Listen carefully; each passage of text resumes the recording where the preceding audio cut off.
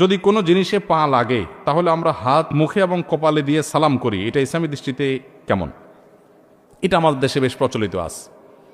কারোর গায়ে পাও লাগছে তো আমরা তার গায়ে হাত দিয়ে স্পর্শ করে বুকে লাগাই, মুখে লাগাই। এরকম কোনো সম্মানিত কোনো বস্তু মনে হলো বইয়ের মধ্যে পা লাগছে, আমরা এই কাজ করি। এটা সঠিক কিনা? উত্তর হলো যে কোনো ব্যক্তি তার গায়ে পাও লাগাটা আমাদের সমাজে একটা দোষণীয় ব্যাপার। এটাকে মানুষ অসম্মানের মনে করে। এখন এ ভাই আছেন, মুরব্বী আছেন, উনি আছেন, এক মুসলমান অন্য মুসলমানকে সম্মান করবে না অসম্মান করবে? সম্মান করবে।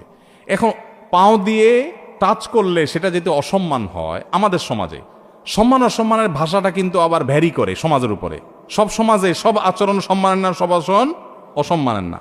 যেমন আমি একটু উদাহরণ দিলে বুঝে আসবে আপনাদের। আমি সৌদি আরবে ছিলাম, বিভিন্ন দেশে মানুষের সাথে মিশেছি সেই সুবাদে। তো ইন্ডিয়ান মানুষদের মধ্যে, ইন্ডিয়ান কিছু কেরালা, তামিল, ওই সমস্ত এলাকা মানুষদের মধ্যে একটা কালচার বেশি আছে। ইন্ডিয়ার অন্যান্য অঞ্চলেও আছে, কিন্তু ওরা বেশি করে। আপনি কোনো কিছু জিজ্ঞেস করেছেন বা সে হাঁ শুলক, সায় শুলক মাথা নাড়াবে, তো আমরা বাংলাদেশে মানুষ সাধারণত হাঁ বললে ভাই মাথা নাড়াই, তাই না?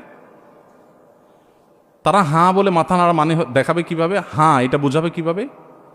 হ্যাঁ ভাই, হ্যাঁ হ্যাঁ, এমনভাবে মাথা নাড়াবে আপনি যদি আগে কখনো না দেখেন বলবেন ব্যাপার কি, হ্যাঁ এটা কি না কি না, আসলে সে কিন্তু হাঁ বলছে।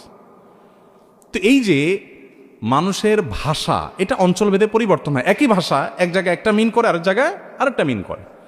আমি ফিলিপিনোদেরকে দেখেছি সৌদি আরবে, তাদের সাথে কাজ করেছি। আমার অফিস সহকর্মীও ছিলেন ফিলিপিনি ওলামা একরাম, দায়ীরা ছিলেন দাওয়া অফিসে সৌদি আরবে।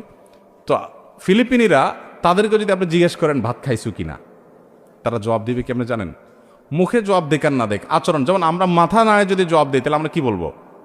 হ্যাঁ খাইছি, এই টাইপের কিছু একটা বলবো, তাই না? মুখে না বললে মাথা নাড়লে। আর ওরা কি করে? চোখের উপর দিকে উঠায়, যেমন এই যে এরকম বলে। এখন আমাদের যদি কাউকে জিজ্ঞেস করা হয় ভাই ভাত খাইছো, আর ও যদি এরকম চোখ ঘোরায়, মায়ের খাওয়ার উপক্রম হবে না?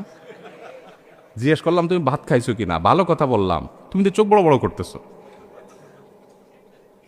তাহলে যেই জিনিসটা তাদের কাছে হাঁ সূচক, সেটাই আমাদের কাছে আয়েব সূচক। এই জন্যই বলা হয় এক এলাকার গালি আরেক এলাকার।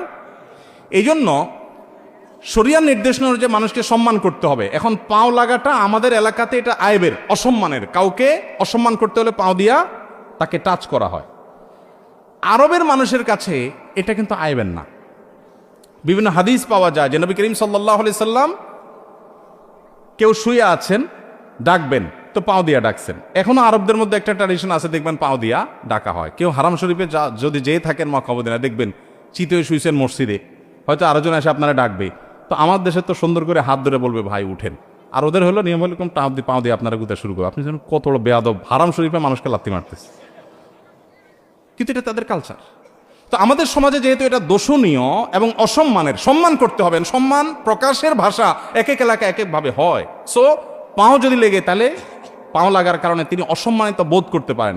আমি তাকে হাত দিয়ে বোঝানোর চেষ্টা করি আমি কিন্তু ইচ্ছাকৃত আপনাকে পাও দেই নাই, এটা ভুলে লেগে গেছে, জাস্ট এটা একটা ইঙ্গিতের ভাষা। অতএব এভাবে যদি তাকে হাত স্পর্শ করে বোঝানো হয় যে আপনি আমার বুকের আছেন, আমি আপনাকে ইচ্ছাকৃত লাথি মারি নাই বা পাও লাগাই নাই, তো এটা নাজায়েজ কিছু না। এটা নিয়ে অনেকে অনেক বড় করে ফেলেন, আরে না এটা তো শরীয়তে নাই, এভাবে বুকে হাত দিবেন কেন, মাথায় হাত দিবেন কেন। এটা মূলত একটা আচরণগত ইঙ্গিতের ভাষা। অতএব এভাবে যদি কেউ জানান দেন অসুবিধা নাই, কিন্তু এটাকে শরীয়ত মনে করবেন না, কোরআন হাদিস মনে করবেন। এটা জাস্ট আচরণের ভাষা। ওই যে চোখ উল্টায়া জবাব দেয়, মাথা নাড়ায় জবাব দেয়, ওইটা ওই টাইপের একটা কাজ। বিধায় এটা করতে হবে এরকম কোনো জরুরি না। আপনি যে কোনোভাবে যদি তাকে বুঝান যে ভাই